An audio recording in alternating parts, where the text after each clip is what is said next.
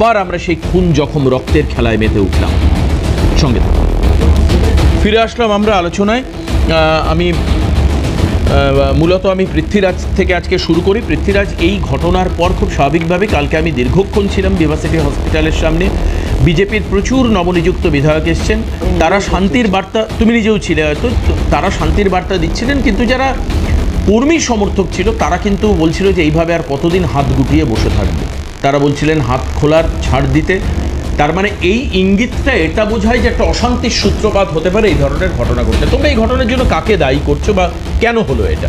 দেখুন দেবাশিস দা, আমাদের দলের রাজ্য সভাপতি খুব সুস্পষ্টভাবে দাবি করেছে যে আমরা চাইলে 2 মিনিটে তৃণমূলকে তৃণমূলের ভাষায় জবাব দিতে পারি, কিন্তু আমরা সেই পথে হাঁটবো না।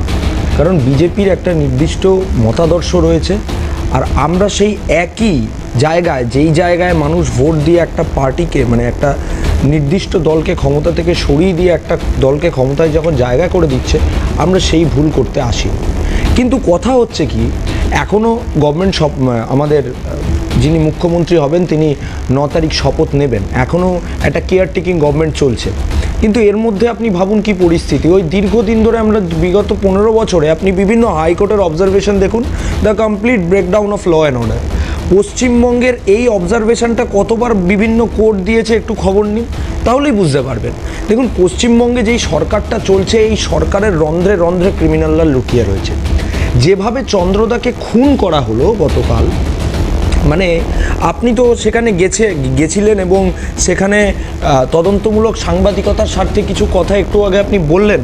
আপনি ভাবুন যেই রাস্তাটা ছিল একটা ন্যারো রাস্তা, মানে কতটা প্রি প্ল্যান্ড।